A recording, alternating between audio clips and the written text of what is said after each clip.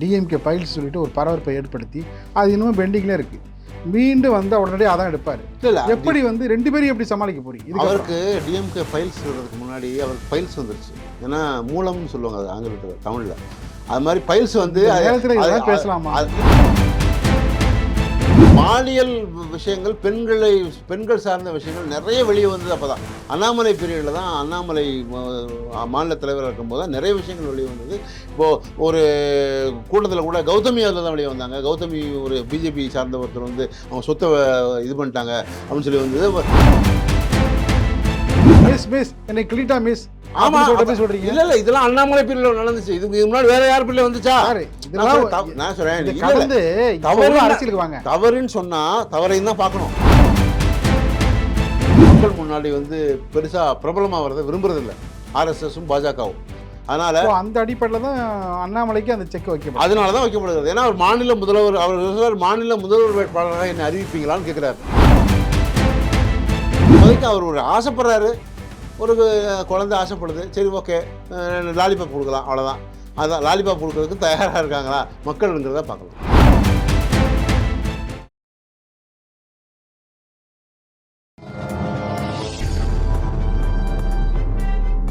பத்திரிகை.com நேயர்களுக்கு இனிய வணக்கம். விறுவிறுப்பான அரசியல் சூழலில் நம்மோடு இணைந்திருப்பவர் அரசியல் ஆலோசகர், அரசியல் விமர்சகர் ராஜபாளையம் ராஜபாரதி அவர்கள். வணக்கம் சார். வணக்கம். மத்தளத்துக்கு ரெண்டு பக்கம் இடின்னு சொல்லுவாங்க. ஏற்கனவே விஜயோடைய அந்த தாக்குதலை உங்களால் வந்து சமாளிக்க முடியல இல்லைங்களா? இப்போ வந்து அண்ணாமலையும் வராரு. அண்ணாமலையும் ஒரு கட்சி ஆரம்பித்து ஏற்கனவே வந்து உங்கள் மேலே டிஎம்கே ஃபைல்ஸ் சொல்லிட்டு ஒரு பரபரப்பை ஏற்படுத்தி அது இன்னும் பெண்டிங்லேயே இருக்குது. மீண்டும் வந்தால் உடனடியாக அதான் எடுப்பார். இல்லை எப்படி வந்து ரெண்டு பேரையும் எப்படி சமாளிக்க போறீங்க? அவருக்கு டிஎம்கே ஃபைல்ஸ் சொல்கிறதுக்கு முன்னாடி அவருக்கு ஃபைல்ஸ் வந்துருச்சு. ஏன்னா மூலம்னு சொல்லுவாங்க அது ஆங்கிலத்தில், தமிழில் அது மாதிரி ஃபைல்ஸ் வந்து பேசலாமா? இல்லை அதனால அது இன்னும் நிரூபிக்கவே முடியல அவரால். ஏன்னா ஃபைல்ஸ் கொண்டதோடு தான் நான் வழக்கு போடுறேன் அப்படி முடிஞ்சால் போடுங்கன்ட்டாங்க அப்போவே. அப்போ இன்னைக்கு வரைக்கும் போடல. ஏன்னா அவர் நிலைமையே அந்தரத்தில் இருந்துச்சு. ஏன்னா நயனார் நாகேந்திரன் தூக்கி ஓரங்கட்டை வச்சுட்டாரு அல்லாமல். அவர் இப்போ வர்றதே வந்து அவர் வந்து பார்த்தீங்கன்னா புதிய விதமான சக்தியோட வராது. இல்லை புது விதமான சக்தியெல்லாம் இல்லைங்க. வி த லீடர்ஸ்னு வச்சுருந்தார், ஒரு அமைப்பு வச்சுருக்காரு. ஏன்னா அது வந்து ஒரு தொழில் நிறுவனம் மாதிரி ஒன்று வச்சுருந்தாரு. அதை வந்து இப்போ மக்கள் சக்தி இயக்கமாக மாற்றுவதற்கான ஒரு முயற்சியில், அதாவது எல்லா பக்கமும் போய் நம்மளை வந்து தன்னை பற்றி நிறைய சொல்லிடணும், வெளியே மக்கள்கிட்ட வந்து இன்னும் கொஞ்சம் காமிச்சிக்கணும் அப்படின்னு சொல்லி. இன்னொன்று, அவர் கொங்கு வேளாள கவுண்டர் அவர். அதனால் எடப்பாடி அவர்களுடைய அந்த கொங்கு பெல்ட்டில் வந்து அவர் கொஞ்சம் செல்வாக்கு இருக்கிறதா நம்புகிறார், ரைட்டா? ஆனால் அதே நேரத்தில் இப்போ வந்து அமித்ஷா அவர்களை பார்க்கும்போது, ஏன்னா விஜய் அவர்களை பார்க்குறதுக்கு அமித்ஷா இடம் கொடுக்குற நேரம் இல்லைன்ட்டார், பார்க்க முடியல. நான் அவரெல்லாம் யாரை ஒரு பொருட்டாக மதிக்கிறார்களோ அவரை தான் பார்ப்பாங்க. அதனால் இவரை பொருட்டாக மதிக்கல, அதனால் அவர் பார்க்கல. ஆனால் அமித்ஷா லாபி வந்து பிஎல் சந்தோஷ் வச்சு பண்ணுறாங்க. அதுதான் அமித்ஷா. அதுக்கு இன்னொரு காரணம் இருக்குது. பிஎல் சந்தோஷ் எப்படி அறிமுகமாகறாருன்னா, கர்நாடகாவில் வந்து இவர் வந்து ஐபிஎஸ்ஸாக இருந்தபோது அப்போ வந்து பிஎல் சந்தோஷோட அறிமுகமாகுது. அப்போ வந்து பிஎல் சந்தோஷ் தான் இவரை உள்ளே எடுத்துகிட்டு வராரு, தமிழகத்தில் வந்து வராரு. வந்த உடனே பிஜேபியினுடைய துணைத் தலைவராக போட்டு அப்புறம் டக்குன்னு தலைவராக மாற்றுறாங்க சார். ஒவ்வொரு முறையும் இங்கே வரப்பொழுது நயனார் நாகேந்திரன் தலைவர் மாற்றப்பட்டதுக்கு பிறகு அவர் வந்து பேசுகிற வார்த்தை எப்படின்னா, பிஎல் சந்தோஷ் இங்கே வந்து கட்சியே வளரல. இல்லை அது கட்சி வளரலைங்கிறது அது ஒரு அர்த்தம் இருக்குது. என்ன சொல்கிறாருன்னா, அண்ணாமலை இருந்தப்ப கட்சி வளர்ந்தது. ஆமா ஏன்னா கட்சியே வளரல. அதாவது கட்சி வழி பார்க்க மாட்டீங்க. ஆமாங்கிறதுக்கான காரணம் நீங்க ஏன் அப்ப மாத்துறீங்க? கட்சி வளரலன்னா என்னத்துக்கு மாத்துறீங்க அண்ணாமலைய? அதாவது அது சும்மா, அதாவது இவரை ஏத்துறதுக்காக இவரை கொண்டு வர. ஆமா, யாருடைய அழுத்தமோ நீ உங்களுக்கு சுய புத்தி வேணும்ல. நீ அவருக்கு வந்து அவர் சொன்னார் இவர் சொன்னார் அப்படிங்கிறதெல்லாம் பேச்சு கிடையாதுங்க. அண்ணாமலை வந்து எடப்பாடி 70 சீட்டு கொடுப்பாரு எதிர்பார்த்து மாத்தினாங்க. இல்ல கொடுக்க முடியல. அப்ப அவர் தெளிவாக தான் இருந்தாரு. நீங்க உங்களுக்கான ஸ்டாண்ட்ல நீங்க தெளிவா இல்லாத போது ஏமாந்தது யாருமே ஏமாறல. இல்லை யாரும் ஏமாறல. அண்ணாமலை தான் ஏமாற்றப்பட்டார். ஆனால் அண்ணாமலை ஏமாந்ததாக நினைத்து கொண்டார். ஆனால் இவங்க நயனார் நாகேந்திரன் அதனால தான் அவர் பிரச்சாரத்தில் கூட பெருசாக அவர் முழு வீச்சில் செயல்படலை. ஆனால் இப்போ வந்து ஒரு அரசியல் கட்சி ஆரம்பிக்கிறதுக்காக பேச வரும்போது நேற்று வந்து நிதின் வந்து அண்மையில் நிதினை பார்த்து பேசுகிறாரு. ஒரு 5 பக்க கடிதம் கொடுக்குறாரு. அது நான் ஏன் ராஜினாமா பண்ணுறேன் அப்படிங்கிற காரணம், எனக்கான அங்கீகாரம் சரியாக கொடுக்கப்படலை, அது மாதிரி கட்சி வளரலை, இது மாதிரிலாம் இருக்குது. அதனால் எனக்கு வந்து சரியான எனக்கு என்னை சரியாக வந்து அங்கீகரிக்க மறுக்கிறார்கள். அதாவது நயனார் நாகேந்திரன் போன்ற அவர் மேலேயும் குற்றச்சாட்டு வச்சுருக்காரு. இன்னும் அதிகமான, ஏன்னா அவங்க வந்து நயனார் நாகேந்திரன் என்ன சொன்னார்னா, அமர் பிரசாத் ரெட்டி போன்றவர்களை வச்சுக்கிட்டு நீங்கள் வந்து வேறு மாதிரியான லாபி பண்ணீங்க, வார் ரூம் பண்ணீங்க, வார் ரூம் பண்ணி எல்லாரையுமே 5 பேர் எல்லாரையும் அசிங்கப்படுத்துனீங்க. எல்லாருடைய வாழ்க்கை அந்தரங்க வாழ்க்கையெல்லாம் எடுத்துட்டு வந்து பேசுகிற மாதிரியான பேசுறீங்க. அதனால தான் காயத்ரி ரகுராம் வெளியே போனாங்க. அப்படி நிறைய பேர் வந்து வெளியே போனதுக்கான காரணம் வந்து நீங்கள் தான் இருந்தீங்க. கேசவ விநாயகத்தை வச்சுட்டு ஒரு மாதிரி வேறு மாதிரியான கேசவ விநாயகத்துடைய அந்தரங்கத்தையும் கூட பேச ஆரம்பிச்சிங்க. இவன் இவன் நிறைய பேர் இப்போ குஷ்பு அவர்கள் வந்து உள்ள பிஜேபியில் உள்ள வரும்போது கூட வந்த ஒரு யூடியூபரையுமே வந்து அவரை வச்சு தான் நீங்கள் வந்து பெரிய அளவில் வெளியே பேசுனீங்க. காயத்ரி ரகுராமை வந்து எடுத்துகிட்டு வந்து சபரீசனை பார்த்தது, துபாயில் போய் பார்த்தது அப்படிங்கிறதெல்லாம் நிறைய விஷயங்களை பேசுனீங்க. காயத்ரி ரகுராமை வெளியே அனுப்புனீங்க. இது மாதிரி நிறைய பேரை வந்து அதாவது இதுக்கு முன்னாடி இருந்த பிஜேபியில் ராகவனை வந்து அவருடைய ஆமாம் அதான் ராகவனை வந்து அப்படி இப்போ அவருடைய அந்தரங்க வாழ்க்கை யாரோட தொடர்பு இருக்குன்னு சொல்லி பேசி அவர் அசிங்கப்படுத்துறீங்க. இப்போ இது எல்லாமே அண்ணாமலை பீரியடில் தான் வந்து ஒவ்வொரு கட்சியிலையும் நடக்கிறது வேறு. அதாவது அண்ணாமலை பீரியடில் தான் வந்து சொல்கிறேன். இதுக்கு முன்னாடி வரல, தமிழிசை இருக்கும்போது வரல. ஆனால் அண்ணாமலை பீரியடில் தான் இந்த மாதிரியான வார் ரூம் பிரச்சனைகள் நிறைய வந்துச்சு, வெளியே வந்தது. அப்போ இதெல்லாமே வந்து அவருக்கான ஒரு கட்சியை வந்து வளர்த்ததற்குங்கிறது மாறாக இல்லை, அவர் மீது 2 விதமான பார்வைகள் முன்வைக்கப்படுகிறது. ஒன்று வந்து பார்த்தீங்கன்னா பிஜேபியை வந்து ஒரு அளவுக்கு மேலே வந்து எங்கே பார்த்தாலும் கொண்டு போட்டார் அவர், கொன்றும் போட்டார். அது ஏன்னா பிஜேபி மேலே இருக்காது அதை சொல்கிறாங்க. ஆமாம், 2 விஷயம் நீங்கள் சொல்கிற விஷயமா அதுவும் சொல்லப்படுது. ஆமாம், ஏன்னா அவர் பாலியல் விஷயங்கள், பெண்கள் சார்ந்த விஷயங்கள் நிறைய வெளியே வந்தது. அப்போ தான் அண்ணாமலை பீரியடில் தான், அண்ணாமலை மாநில தலைவராக இருக்கும்போது தான் நிறைய விஷயங்கள் வெளியே வந்தது. இப்போது ஒரு கூட்டத்தில் கூட கௌதமி அதில் தான் வெளியே வந்தாங்க. கௌதமி ஒரு பிஜேபி சார்ந்த ஒருத்தர் வந்து அவங்க சொத்தை இது பண்ணிட்டாங்க அப்படின்னு சொல்லி வந்தது. ஒரு பிஜேபியினுடைய மாவட்ட செயலாளர் மாதிரியான ஒருத்தரே வந்து ஒரு சசிகலா புஷ்பா மாதிரியா ஒரு இங்கே வந்தபோது அவங்க பக்கத்தில் நின்று பேசிக்கிட்டு அவங்கள வந்து இடிச்சிக்கிட்டு போனாங்க அப்படின்னு. அதெல்லாம் இல்லை, அவங்களே வந்து மறுக்க சொன்னாங்க. அது மாதிரி மாற்றி பேசப்பட்ட சின்ன பிள்ளை இல்லை இதெல்லாம் என்னை கிளிட்டா மிஸ். ஆமா சொல்றீங்க. இல்ல இதெல்லாம் அண்ணாமலை பீரியட்ல நடந்துச்சு. இதுக்கு முன்னாடி வேற யார் பீரியட்ல வந்துச்சா? நான் சொல்றேன் அரசியலுக்கு வாங்க. தவறுன்னு சொன்னா தவறையும் தான் பார்க்கணும். அதையும் தான் பார்க்கணும். அண்ணாமலைக்கு அந்த மாதிரி ஒரு நெகட்டிவ் வியூஸும் இருந்தது, பாசிட்டிவ் வியூஸ் என்னவா இருந்துச்சுன்னா அவர் வந்து என் மக்கள் நடைப்பயணம், அவருடைய பாசிட்டிவ் வியூஸ் எல்லா பக்கமும் போனார், எல்லா இடத்துலையும். அதெல்லாம் வந்து சாதாரணமான விஷயம் இல்லை, அது சாதாரணமான விஷயம் இல்லை. ஏன்னா அது எல்லா பக்கம் போய் எல்லாத்தையும் ஒருங்கிணைத்தது அவர் தான். பிஜேபிங்கிறது இன்னைக்கு வந்து பிஜேபியினுடைய குக்கிராமங்களில் கூட பிஜேபியினுடைய கொடி இருக்குன்னா அதுக்கான காரணம் அண்ணாமலை போன நடைப்பயணம், அதில் மாற்று கருத்து இல்லை. ஆனால் அந்த நடைப்பயணம் வந்து எந்த அளவுக்கு சாத்தியமானதாக மாறி இருக்கிறது அப்படின்னா, ஒரு 4% இருந்த வாக்கு சதவீதத்தை ஒரு 11% நான் கொண்டு வந்துட்டேன் அப்படின்னு சொல்லி சொன்னார். ஆனால் அவர் 2021 தனியாக நிற்கணும் அப்படிங்கிறதுக்கு இவர் சொன்னதை அவங்க ஏற்றுக்கலை பிஜேபி. அது ஏற்றுக்காத போது தான் வந்து சிக்கலாச்சு. அதனால தான் வந்து கூட்டணியில் போனீங்க, அது தோத்துட்டீங்க. இப்போ அங்கே தான் வந்து ஒரு அண்ணாமலை வந்து தனியாக வெளியே வர்றார். ஏன்னா இதுக்கு மேலே இதுக்கு வந்து பிஜேபியில் எனக்கு யாரையுமே வச்சு நம்ம செயல்பட முடியாது அப்படிங்கிற மாதிரி. அப்போ ஆனால் இன்றைக்கி அமித்ஷா அவர்கள் தனியாக கூப்பிட்டு பேசும்போது அவர் சொல்கிறார், உங்களுக்கு வந்து மத்திய அரசில் ஒரு இணையமைச்சர் கூட தரோம், எல்முருகனை எடுக்க போகிறாங்க. எல்முருகனை எடுத்துகிட்டு மொத்தம் 12 அமைச்சர். ஆமாம், அவங்கள கட்சி பணிக்காக அனுப்ப போகிறாங்க. ஏன்னா வந்து கொஞ்சம் வயதானவர்கள், கொஞ்சம் செயல்படாதவர்கள் எல்லாத்தையும் வந்து எடுத்துகிட்டு அவங்க வந்து மாற்றம் கொண்டு வர போகிறாங்க. அதில் வந்து இணையமைச்சரவே கொடுக்குறேன்னு சொல்கிறாங்க. அவருக்கு அதுக்கான வாய்ப்புகள் தரோம். இல்லை அவர் வந்து என்ன சொல்கிறாருன்னா ஒரு டிமாண்ட் வைக்கிறார் அவர், ஒரு அண்ணாமலை மீண்டும் மாநில தலைவராக கொடுக்க முடியுமா அப்படின்னா அதுக்கான வாய்ப்பு இல்லை. ஏன்னா ஒரு இடத்துலேருந்து எடுத்த பிறகு திரும்பி வந்து மாநில தலைவராக கொண்டு வர்றது நியாயம் இல்லை. இந்த ஒரு விஷயத்தை தான் எல்லாமே என்ன சொல்கிறாங்க, 2 முறை வந்து தமிழிசையை கொடுத்தீங்க என்ன, அதே போல் 2 முறை வந்து பொன் ராதாகிருஷ்ணன் கொடுத்தீங்க.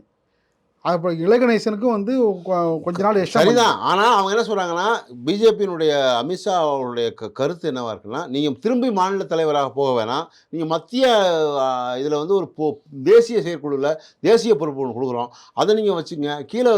ஏன்னா கீழே வந்து யாரையா அட்ஜஸ்ட் பண்ணி போக வேண்டியிருக்குன்னா அது அப்படியான ஒரு தலைவர்களை மாற்றுவோம். ஏன்னா எல்லாருக்குமான வாய்ப்புகளை தருவோம். ஏன்னா உங்களுக்கு நீங்கள் வந்து இந்தளவுக்கு பண்ணிட்டீங்க போதும் அப்படிங்கிறதான். இவர் என்னென்னா, நீங்கள் வந்து அது மாதிரி எனக்கு ஒரு மாநில தலைவர் கொடுத்தா மட்டும்தான் நான் வந்து இன்னமும் வேகமாக செயல்பட முடியும். ஏன்னா விஜயை எதிர்ப்பதற்கு அவர் எதிர்பார்ப்பது தப்பு இல்லையே, தப்பு இல்லை. ஆனால் வந்து அதை வந்து கொடுக்கறதுக்கு தயாராக இல்லை. அதனால தான் இப்போ இப்போது அங்கேயே தங்கியிருக்கார், அங்கேயே தங்கி பேசப்படுகிறார்.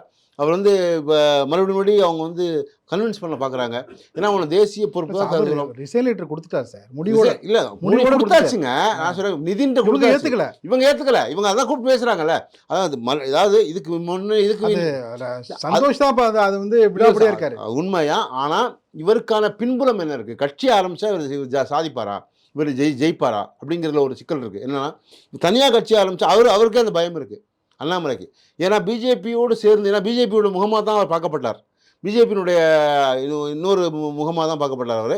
அதே நேரத்தில் அவங்களுடைய ஒய்ஃப் அகிலாவும் அவங்களுடைய ஒரு ட்ரஸ்ட் ஒன்று வச்சுருந்தாங்க. அதில் வந்து நிறைய ஃபண்ட் ரைஸ் பண்ணாங்க. அதில் ஒரு கேஸ் இருக்குது, வழக்கு இருக்குது. இப்போ பாஷ்யம் பில்டர்ஸ்லேருந்து நிறைய பேர் பணம் வாங்கின விவகாரம்லாம் இருக்குது. இதெல்லாமே வச்சு தான் அமித்ஷா வந்து அவரை வந்து லாக் பண்ணுறாரு. நீ வந்து வெளியே போயிட முடியாது, வெளியே போனால் பெருசாக ஜெயிக்க முடியாது, உனக்கு அந்தளவுக்கு பெரிய செல்வாக்கு இல்லை, ஏன்னா வந்து ஒரு கவர்ச்சி இல்லை. அதாவது நீங்கள் வந்து ஒரு நல்ல தலைவராக செயல்படலாம், ஆனால் ஒரு கட்சியை நடத்தி எடுத்துகிட்டு போகிற அளவுக்கு உனக்கு பவர் இருக்காது அப்படிங்கிறத அமித்ஷா சொல்கிறார்.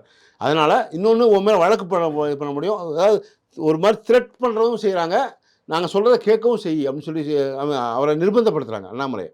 அதனால தனி கட்சி தொடங்க வர மாட்டாரா? மக்கள் சக்தி இயக்கம்ங்கிற ஒரு ஐடியா அவர் வச்சிருக்காரு. அப்படி ஒரு சிந்தனை இருக்குது, அவருக்கு யோசனை இருக்குது. மக்கள் சக்தி இயக்கம்னு ஒன்று கொண்டு வந்து ஒரு 6 மாதத்துக்கு எடுத்துகிட்டு போயிடுவோம், அப்புறம் கட்சியை ஃபார்ம் பண்ணுவோம் அப்படின்னு நினைக்கிறாரு. ஆனால் அதுக்கான வாய்ப்புகள் ரொம்ப குறைவாக இருக்குது. ஏன்னா இவங்க வந்து அவங்க எப்படி விஜய் அவர்களை வந்து ஒரு மாதிரி மறைமுகமாக வந்து பிஜேபிக்கு சப்போர்ட் பண்ண வச்சுட்டாங்களோ, அதனால தான் வந்து இப்போ திருச்சி கிழக்கில் பேசும்போது கூட அவர் பேசப்படாத வார்த்தைகளில் வந்து நிறையா பிரதமர் மோடி அது மாதிரிலாம் இருந்தது. இல்லை ரைட்டு, அதான் அது முடிஞ்சிச்சு. கடுமை விமர்சனம் பண்ணுறாரு. அது இல்லையே, அப்படிலாம் சொல்லலை. அது பேசப்படாத வார்த்தைகள் இருக்குல்ல, அங்கே வந்து என்னென்னலாம் பேசப்படல அப்படிங்கிறது. அதே மாதிரி இல்லை, சூழலுக்கு தகுந்த அண்ணாமலை வார்த்தை வாங்க, அதுதான் சொல்ல வரேன். அது மாதிரி தான் மறைமுகமாக பிஜேபி வந்து இப்படி மிரட்டுவதும் அவருடைய அடிபணியை வைப்பதும் அவருடைய வாடிக்கை. அதனால் வந்து இதை வந்து அப்படி தான் செயல்படுத்துகிறாங்க. இன்னொன்று சொல்கிறாங்கன்னா, அவங்க பார்த்தீங்கன்னா அண்ணாமலையை வந்து ரெடி பண்ணி பிஜேபியிலேருந்து அவர் வந்து வெளில போனதுக்கப்புறம் 2029 என்ன மறுபடியும் சேர்த்துக்கிற மாரி ஒரு அஜெண்டா அப்படிலாம் இல்லை. அதாவது இப்போ தெளிவாக சொல்கிறாங்க, 2029 தாண்டி நீங்கள் வந்து மாநில முதல்வராக இவர் என்ன சொல்கிறாரு அண்ணாமலை, தனிப்பெரும் சக்தியாக என்னை மாநில முதல்வராக, மாநில கட்சியினுடைய தலைவராக நீங்கள் கொண்டு வந்தீங்கன்னா என்னை மாநில முதல்வர் கேண்டிடேட்டாக நீங்கள் அறிவிக்கணுன்றார். 2031க்கு வரும்போது பிஜேபியினுடைய மாநில முதலமைச்சர் வேட்பாளராக அண்ணாமலை அறிவிக்கணுங்கிறது தான். அதனால தான் வேணான்றாங்க. இப்போ தேசிய உனக்கு ஏன் அவருக்கு மாநில தலைவர் போஸ்ட் தரமாட்டேன்னு சொல்கிறாங்கன்னு சொன்னால், ஏன்னா நீங்கள் வந்து அதன் மூலமாக நீங்கள் வந்து எப்பயுமே பிஜேபி வந்து ஒரு தனக்குன்னு ஒரு தனியாக பிஜேபி அடையாளப்படுத்திக்கிறதுக்கு விட மாட்டாங்க. எப்பயுமே எல்லா இடத்துலையும் மாற்றிடுவாங்க. ஏன்னா எடியூரப்பாவுக்கே கிடையாது. ஏன்னா எடியூரப்பாவுக்கே கிடையாதுங்க கர்நாடகாவில் கூட. அவருக்கு யாருக்குமே இல்லை, யாருக்கும் தனி பிம்பமாக முடியாது. காங்கிரஸ் மாதிரி இப்போ காங்கிரஸில் வந்து இப்படி ஒரு தலைவர்னா இவங்க தான், அப்படி கேரளா எடுத்துட்டிங்கன்னா இவங்க தான் அப்படின்னு சொல்கிறோம்ல, ஒவ்வொரு சதீஷன் தான் அப்படிங்கிற ஒரு கன்ஃபார்ம் இருக்குல்ல. அது மாதிரி எந்த ஒரு இடத்துலையும் வந்து காங்கிரஸை பொறுத்தவரை ஒரு தலைவருங்கிறது கன்ஃபார்ம் இருக்கும், அது கன்ஃபர்மேஷன் இருக்கும். வாஜ்பாய் காலத்தில் ஒரு சம்பவம் நடந்தது, அவரை வந்து ப்ரொமோட் பண்ணுற மாதிரி நடந்தது. அவர் என்ன பண்ணார், அடுத்த ஒரு மீட்டிங்கில் இந்தியா ஒழுகுகிறதுன்னு மட்டும் வந்து பேசுங்க, அது சம்மந்தமாக வந்து உங்களுக்கு வந்து சூரட்டி விட்டுங்க, மற்றபடி பார்த்தீங்கன்னா என்ன முன்னிறுத்துற வேலையெல்லாம் வேணாம் என்ன இல்லை. ஏன்னா அது அவங்களோட ஆர்எஸ்எஸ்னுடைய அஜெண்டாவே அதான். 1980 கட்சி ஆரம்பிக்கிறாங்க.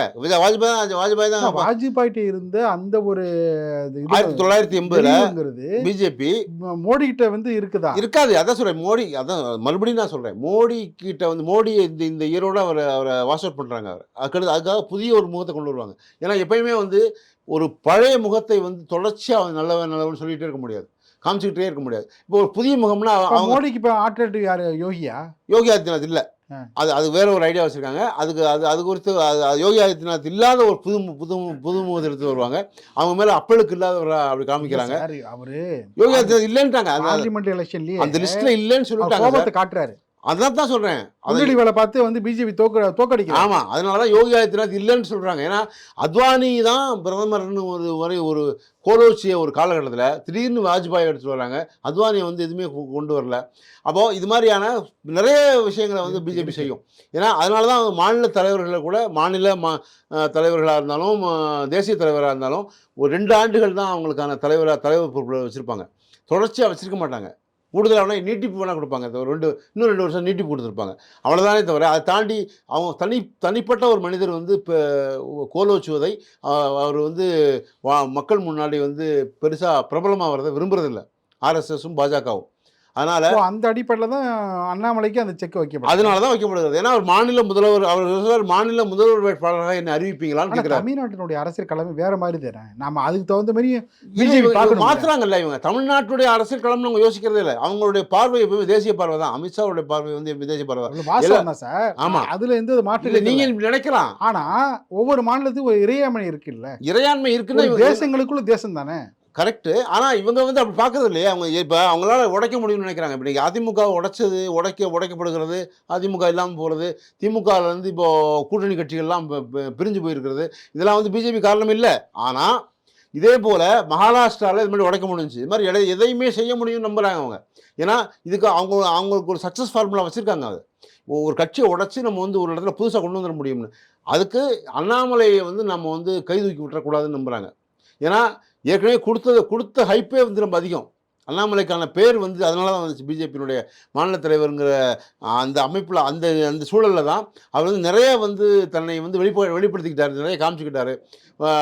இதுக்கு முன்னாடி இந்த தலைவர்கள் யாருமே பண்ணலாது. எண்மண் எண்மக்கள்லாம் நடைப்பயணம்லாம் போகலை. வைகோ போனார், அது ஒரு காலத்தில். ஆனால் இவங்க போகலை யாருமே. அப்படி ஒருத்தரை வந்து தனியாக வந்து முன்னிலைப்படுத்துவது பிஜேபிக்கு சரியாக வராது. அதனால தான் அவர் மறுக்கிறாங்க.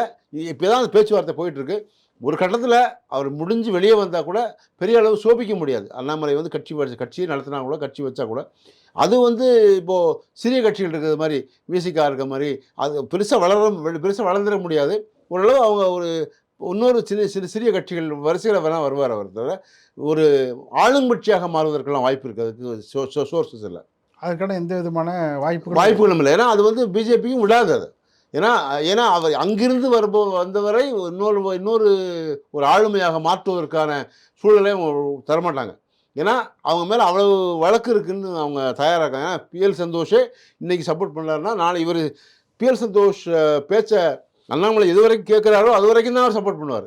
எப்போ கேட்குறையோ அவங்க, ஏன்னா அரசியலுங்கிறது டக்குன்னு எதிரியாக மாறுவதற்கான நிறைய காரணங்களை பார்க்குறோம் நம்ம. இப்போ நேற்று வரைக்கும் ஒன்றாக இருந்தவன் நகமும் சதையுமா ரத்தமும் சதையுமா இருந்தோம் அப்படின்னு பேசியவர்கள் எல்லாம் கூட இன்றைக்கு எவ்வளோ மாறி போயிருக்கு. நிறைய காரியங்களை பார்க்குறோம் இப்போ. அதனால் அண்ணாமலைக்கு அவ்வளவு பெரிய வாய்ப்பு இல்லை. இது ஒரு சலசலப்பு தான், ஒரு மாதிரி அவர் வர்றதுக்கான வாய்ப்பு இருக்குன்னு. ஆனால் அவருடைய கோல் என்னென்னா என்னை மாநில முதல்வர் ஆக்குறீங்களான்னு கேட்குறாரு. அவங்க முடியாதுன்னு சொல்கிறாங்க. இந்த டக்கவாறு தான் போயிட்டுருக்கு. இதை மீறி வந்து அவர் ஒரு புதிய கட்சி ஆரம்பித்து அடுத்த கட்ட நடவடிக்கை வந்து அதிரடியாக தொடங்குறாருன்னு வச்சிங்களேன்.